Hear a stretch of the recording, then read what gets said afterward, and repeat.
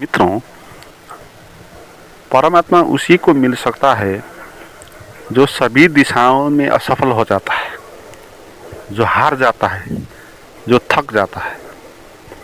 मगर ये उल्टा गणित है। वास्तव में सफल उसी को होना चाहिए जो सभी दिशाओं में, सभी आयामों में आगे बढ़ सकता है, जो विजय प्राप्त कर सकता है, जो सफल हो सकता है। उसी को परमात्मा मिलना चाहिए, मगर ऐसा है नहीं। परमात्मा उसको मिलेगा जो सभी तरह से हारेगा, असफल हो जाएगा, जो न भौतिक रूप से आगे बढ़ पाएगा, न आध्यात्मिक रूप से आगे बढ़ पाएगा, न सामाजिक रूप से आगे बढ़ पाएगा। यानी कि जो सभी तरह से असफल होके समर्पण कर देगा, क्योंकि परमात्मा समर्पण से मिलता है। परमात्मा महत्वाकांक्षा से नहीं मिलता, परमात्मा विजय से नहीं मिलता, परमात्मा जीतने से नहीं मिलता, परमात्मा हारने से मिलता है। गौतम बुद्ध जो 6 साल से जंगल में भटक रहे थे, बाबाओं के पास अनेक तरह के ध्यान अभ्यास इत्यादि कर रहे थे, थक चुके थे, सभी कुछ कर लिया। बाबाओं के आश्रम में जाकर जो भी बाबाओं ने कहा, किसी ने कहा उपवास करो, उपवास कर दिया, किसी ने कहा प्राणायाम करो, प्राणायाम करके देखा। बाबाओं ने जितना कहा करने को उससे दुगुना कर देते। बाबाओं कर देते हैं उपवास करो 1 दिन के लिए, वो 2 दिन के लिए करते थे, महीनों तक वो उपवास कर लेते। ऐसा भी हुआ, एक आश्रम में एक बाबा ने उनको 1 चावल के दाने का भोजन करने को कहा, तो वो 1 चावल के दाने का भोजन करने लगे। मगर बुद्ध ऐसी जगह पर आ गए जहाँ सभी रास्ते खत्म हो गए, अब आगे कोई भी उपाय बचा नहीं, सभी कुछ कर लिए और हार चुके और थक चुके। और कहते हैं बुद्ध इतना थक चुके थे, वो चलने के लिए भी उनके पास शक्ति नहीं बची थी। इस स्थिति में बुद्ध ने छोड़ दिया सभी कुछ। उन्होंने उपवास भी छोड़ दिया, ध्यान तपस्या इत्यादि करना भी छोड़ दिया। उन्होंने अपना जो भी शस्त्र है वो नीचे गिरा दिया। जो भी वो कर सकते थे, जो भी वो करते आए थे, सभी कुछ छोड़ दिया और कोई भी आशा बची नहीं, आशा को ही छोड़ दिया। अब पहले भौतिक जीवन में सभी कुछ छोड़ दिए थे, दरबार को त्याग के सन्यासी हो गए थे। अब सन्यास को भी त्याग दिया, क्योंकि वहाँ भी बहुत प्रयास करके देख लिया, कहीं से भी पाया नहीं। तो ऐसा एक समय आया जब बुद्ध का समर्पण हो गया। समर्पण अपने आप हो गया, बुद्ध ने किया नहीं। उससे पहले उन्होंने समर्पण का भी अभ्यास किया होगा, मगर अभ्यास से तो होगा नहीं। तो सभी कुछ छोड़ के, हार के, थक के वो एक रात सो गए और उसी रात उनको परमात्मा का मिलन हो गया। तो परमात्मा के रास्ते पर आपको हारना होगा, थकना होगा, क्योंकि हम परमात्मा से विजय प्राप्त कर नहीं सकते। हमारे पास उतनी क्षमता ही नहीं। हमारा छोटा सा शरीर है और उसमें छोटा सा एक माइंड है, जैसे कि एक डिवाइस होता है, इसी तरह हमारा मन है। तो मन इस अनंत ब्रह्मांड को जान नहीं सकता, माप नहीं सकता, जीत नहीं सकता। तो हमारा जो भी अभ्यास होगा, जो भी प्रयास होगा, तो जितना भी प्रयास करना है उससे कुछ होने वाला नहीं। जैसे सागर में एक बूंद होता है, तो एक बूंद सागर को कभी भी विजय हासिल कर नहीं पाए, क्योंकि वो छोटी है, उसकी सीमा है और सागर की सीमा नहीं। तो जब तक आपके मन में ये इरादा होता है कि मैं कुछ करके कुछ करूँगा, कुछ ज़्यादा करूँगा और उसके बाद मुझे होगा, जब तक आपको ये लगता है तब तक आपको परमात्मा अब हो नहीं सकता। तो आपको कर करके थकना चाहिए, मगर ना करके भी नहीं होगा। और इसमें जटिल बात यही है। इसका अर्थ ये नहीं कि जो परमात्मा को पाने के लिए कुछ भी नहीं करते, जैसे नास्तिक जैसे लोग होते हैं जो परमात्मा पर विश्वास ही नहीं करते, वो तो परमात्मा को पाने के लिए कुछ भी नहीं करते, न तो शास्त्रों का अध्ययन करते, न गुरुओं का प्रवचन सुनते, न ध्यान तपस्या इत्यादि करते। तो इसका अर्थ ये नहीं कि उनको परमात्मा मिल जाता है। परमात्मा करने वालों को भी नहीं मिलता, ना करने वालों को भी नहीं मिलता। परमात्मा किसको मिलता है? परमात्मा उसी को मिलता है जो कर करके थक जाता है और करना सब छोड़ देता है, जो हार जाता है, जो अपनी हार स्वीकार कर लेता है। भौतिक जीवन में भी समर्पण वही कर पाता है जो अपना हार स्वीकार कर लेता है। एक राज्य दूसरे राज्य से भी समर्पण करता है, एक आदमी दूसरे आदमी के आगे समर्पण करता है, तो उसका भी वही अर्थ है। जब तक उसका बल चलता है तब तक वो लड़ता है, नहीं? जैसे दोनों देशों के बीच लड़ाई होती है, तो जब तक उसका पावर होता है तब तक वो प्रयास करता है जीतने का। मगर जब चारों तरफ से घेर लेते हैं उनके देश को विदेश के लोग, सेना, और कोई उपाय बचता नहीं, भागने का भी उपाय नहीं बचता है। अब कोई भी बचा नहीं उपाय, तो अंतिम ये उपाय बचता है कि वो अपना हार स्वीकार कर लेता है, समर्पण सरेंडर कर देता है, और सरेंडर करने के बाद वो बच जाता है। सरेंडर करने के बाद भौतिक दुनिया में भी लोग उसको मारते नहीं, मगर ये बाहर का समर्पण है, इसमें खास समर्पण होता नहीं, क्योंकि ये बाहर दिखाने के लिए समर्पण करता है, भीतर से समर्पण तो नहीं होगा। बाहर वो इसलिए समर्पण करता है ताकि उसकी जान बच जाए, तो इसलिए वो समर्पण करेगा, मगर मन से उसका समर्पण होगा नहीं। मन समर्पण नहीं करेगा। मन तो अंदर अंदर ये सोचता रहेगा कि मेरे पास सैन्य बल कुछ कम था, या पावर कम था, व कोई कारण ऐसा था जिसके कारण मैं इसके साथ हार गया, मगर मैं इससे कमज़ोर नहीं हूँ। तो भीतर वो उसके विरुद्ध में मन विचार करता रहेगा, मगर बाहर बाहर दिखाने के लिए वो समर्पण करेगा। तो इसलिए दिखाने का समर्पण है। ऐसा समर्पण से परमात्मा आपको मिलेगा नहीं। परमात्मा के साथ झूठी कोई भी चीज़ चलेगी नहीं, है ना, क्योंकि परमात्मा सच है। सच को प्राप्त करने के लिए आपको भी संपूर्ण रूप से सच होना चाहिए। तो परमात्मा के साथ ऐसा समर्पण होना चाहिए, आप मन से आपको छोड़ देना चाहिए सभी कुछ, और जैसा हो जो हो, आप कुछ उपाय बचा नहीं, सभी कुछ करके देख लिया। कितने साल से ध्यान कर लिए, कितना प्रवचन सुन लिया, और इस यात्रा में कहीं भी सफलता होता नहीं। हम और अंधकार में गिर जाते, और तनाव में पड़ जाते, और बंधन में पड़ जाते। जितना हम अभ्यास करते हैं उतना बंधन भी और गहरा होता जाता है ना। जितना हम अभ्यास करते, प्रवचन सुनते, उतना बंधन भी घना होता जाता है। इसलिए परमात्मा उसी को मिल सकता है जो अपना हार स्वीकार कर देता है। क्योंकि अगर वो हार स्वीकार नहीं करता, अगर उसके साथ आशा बची ही हो, तो परमात्मा उसको कभी मिल नहीं सकता, क्योंकि वो विजय की यात्रा पर ही निकलेगा। हम विजय की यात्रा पर निकले, परमात्मा के साथ विजय की यात्रा हो नहीं सकती। परमात्मा के साथ हार की यात्रा होती है। मगर आपने कुछ छोटा मोटा सफलता प्राप्त कर लिया, तो आपके भीतर फिर विजय प्राप्त करने का और ज़्यादा महत्वाकांक्षा चढ़ेगा। जैसे आपने कुछ कर लिया, जैसे आपने 1 घंटे का ध्यान कर लिया, और उसके बाद कुछ आपको अचीवमेंट हो गया, तो आपको ये लगेगा कि करने से अचीवमेंट होता है।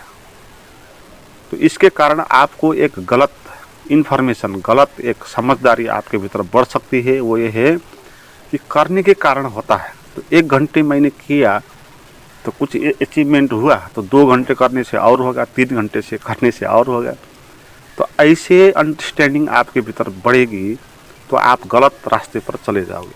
तो इसीलिए आपको हारना चाहिए, आपको कुछ भी नहीं मिलना चाहिए। आपको ऐसी जगह पर आना चाहिए कि आप सभी तरह से हार गए हैं, आप एकदम सड़क में आ गए, आपके पास कुछ बचा नहीं और आप कुछ कर नहीं सकते। तो ऐसी स्थिति में जब आप आओगे, तब सरेंडर अपने आप हो जाएगा। फिर आप क्या करोगे? जैसे बुद्ध ने क्या किया, है। हम तो कुछ समस्या हो जाती है, कुछ ध्यान इत्यादि करते हैं 1-2 दिन के लिए, और हम अचानक से कहने लगते हैं कि मुझे तो अभी तक हुआ नहीं, इतना मैंने किया। आप बुद्ध को देखें, बुद्ध ने कितना किया, इतना करने के बाद भी कुछ नहीं हुआ और उन्होंने सभी कुछ छोड़ दिया। मगर बाद में छोड़ने के कारण अपने आप हो गया।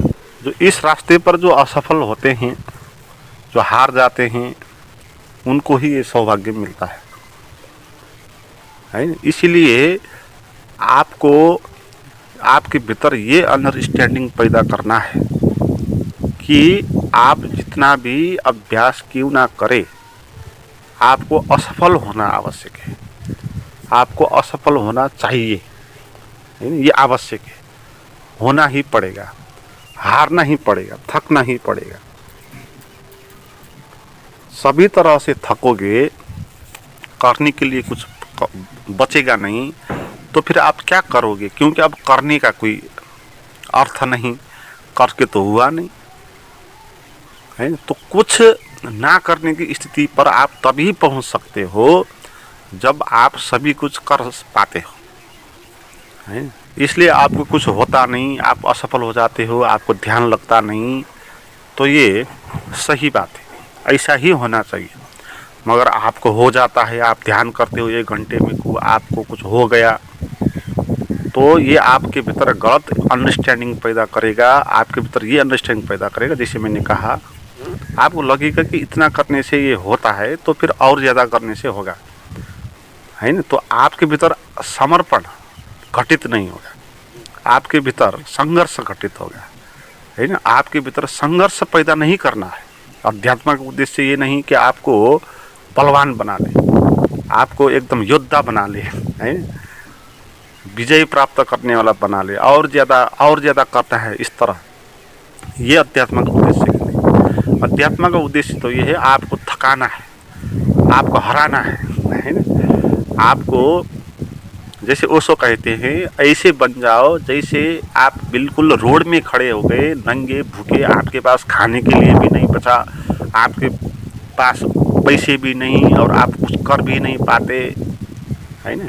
तो इस स्थिति में जब आप आओगे असुरक्षित, तब ही आपको ये घटना घटता है। छोटा सा भी आपके भीतर अगर अपने पर विश्वास है ना, तो बात बिगड़ जाएगी। एक ऐसी कहानी कहते थे ओशो, एक बार श्री कृष्ण भोजन कर रहे थे और उनका एक भक्त रास्ते पे चल रहा था, और रास्ते पे चलते वक्त लोग उनको पत्थर से मार रहे थे, है, लोग पत्थर से मार रहे थे, फिर भी कृष्ण का भक्त वो हंस के जा रहे थे, है ना। वो लोगों को सहन कर रहे थे और प्रतिक्रिया कुछ भी नहीं कर रहे थे। ऐसे ही कृष्ण भोजन करते वक्त तो वहाँ से उठे और उनकी पत्नी ने कहा कि आप कहाँ जा रहे हो, भोजन करते वक्त आपने भोजन पूरा भी नहीं किया। तो कृष्ण बोले कि मेरा एक भक्त है, उसके साथ अन्याय हो रहा है, उसको बचाने के लिए जा रहा, और कृष्ण चले। मगर कुछ ही क्षण के बाद कृष्ण वापस आ गए। फिर रुक्मिणी ने पूछा कि आप तो भक्त को बचाने के लिए चले थे, फिर वापस क्यों आए? फिर कृष्ण ने कहा, जब मैं वहाँ पहुँचा तब वो भक्त खुद ही पत्थर उठा के उनका प्रत्युत्तर दे रहा था, इसीलिए मेरी कोई आवश्यकता है नहीं, इसलिए मैं वापस आया, है ना। ये बहुत अद्भुत राज छिपा है इस कहानी में। जब तक आप अपने पर विश्वास करते हो, तब तक भगवान आप पर डिस्टर्ब करने वाला नहीं, है ना। जब आप पूरे तरह से अपने पर विश्वास नहीं करते, सभी कुछ परमात्मा पे छोड़ देते हो, तभी परमात्मा का आप पर कृपा बरसता है ना। ये कहानी यही बताती है। पहले उस भक्त ने छोड़ दिया था, इसलिए कृष्ण चल पड़े थे, मगर बाद में भक्तों को फिर लगने लगा, उनके भीतर क्रोध आया होगा, है। ये एक एग्जाम भी है, परीक्षा भी है। उसके भीतर का जो सरेंडर है वो कितना है, उसको जांच करने के लिए कहानी है। पहले तो वो सभी को सहन करके जा रहे थे, मगर बाद में फिर अपने पर आ गए, खुद ही उसके साथ लड़ाई करने लग गए। तो जब हम खुद ही कर देते हैं तब परमात्मा आएगा नहीं, क्योंकि परमात्मा डिस्टर्ब करना नहीं चाहता। परमात्मा फ्रीडम देता है ना। परमात्मा इतना कल्याणकारक है कि वो किसी को भी डिस्टर्बेंस करेगा नहीं।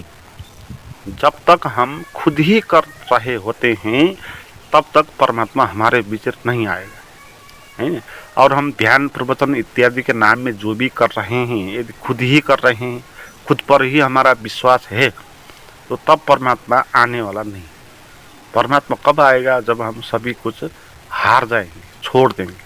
हम ये कहेंगे कि मेरे पर विश्वास ही नहीं, मैं कुछ कर ही नहीं सकता, मैं इतना छोटा, मेरा मन भी इतना छोटा, बुद्धि भी इतनी छोटी, मैं क्या परमात्मा को विजय प्राप्त कर पाऊंगा। छोटा सा इस संसार में छोटा सा कोई चीज़ भी अचीवमेंट कर नहीं पाता, किसी एग्ज़ाम में सफल भी हो नहीं पाता, 2-4 पैसे कमा भी नहीं पाता, किसी के साथ जाकर बोल भी नहीं सकता, मैं इतना कमज़ोर हूँ। देखें ना, हम कितने कमज़ोर होते हैं। किसी के साथ हमारा भेंट हो गया तो हम एकदम से कंप जाते हैं। कहीं कोई पुलिस आ गया, किसी ने हमको कुछ कह दिया, तो भीतर से हम एक कंप जाते हैं। तो हम इतना कमज़ोर है और हम परमात्मा को जीतने के लिए लगे हैं। तो हम कैसे ये संभव होगा? ये संभव ही नहीं होगा। मगर इस कारण परमात्मा हमको मिलेगा नहीं, क्योंकि परमात्मा डिस्टर्ब करने में नहीं आएगा। इसलिए ये सलाह आपको देता हूँ मैं कि आप असफल हो जाओ, परमात्मा के आप आगे आप झुक जाओ। आप ये कह दो कि मैं कुछ भी कर नहीं सकता, मेरे पास कुछ भी नहीं है, सभी कुछ करके मैंने देख लिया और हार गया। इस स्थिति में आकर आप अपने आप आपके भीतर समर्पण पैदा होगा और आप छोड़ दोगे, फिर कुछ भी नहीं करोगे, ना ध्यान करोगे, ना प्रवचन सुनोगे, जहाँ जाए वहाँ जाओगे, जो कुछ होगा उसको होगा, जो होगा होगा, है, जो नहीं होगा नहीं होगा, है, जो नहीं होगा उसको होना चाहिए ऐसा भी आप नहीं कहोगे, और जो होगा वो नहीं होना चाहिए ये भी आप नहीं कहोगे। होगा तो होगा, नहीं होगा तो नहीं होगा, है ना। मर जाएंगे तो मर जाएंगे, जी जाएंगे तो जी जाएंगे, हमारे हाथ में कुछ है ही नहीं। चलेंगे तो चलेंगे, बैठेंगे तो बैठेंगे, है। तो इस स्थिति पर जब आप आओगे तभी आपको मिल सकता है परमात्मा, क्योंकि तभी आप नहीं रहोगे ना भीतर। जब तक भीतर आप कुछ करोगे तब तक भीतर आपका मैं भी रहेगा, क्योंकि ये कृत्य करने वाला, संघर्ष करने वाला ये मैं ही होता है। मैं नहीं होता है तो कौन संघर्ष करेगा, कौन विजय प्राप्त की आकांक्षा रखेगा, है। तो मैं को मिटाना है ना। जब मैं मिटेगा तब परमात्मा का अनुभव होगा। मैं रह के परमात्मा मिल नहीं सकता, कर्ता भाव रह के परमात्मा मिल नहीं सकता, अकर्ता भाव रह के यही परमात्मा मिलेगा। क्योंकि अकर्ता भाव अगर नहीं है आपके भीतर कुछ मैं जैसा है नहीं, कुछ आशा नहीं, ये होना चाहिए वो होना चाहिए, तो भीतर कुछ आपके भीतर बचा नहीं, तो फिर क्या बचेगा, है ना। जो बचेगा वो शून्य, वो परमात्मा, वो ही शून्य है, वो आकाश है, खुला आकाश, है ना। तो उस खुला आकाश में आना है आपको, तो आपको सभी तरह से असफल होना ही ठीक है।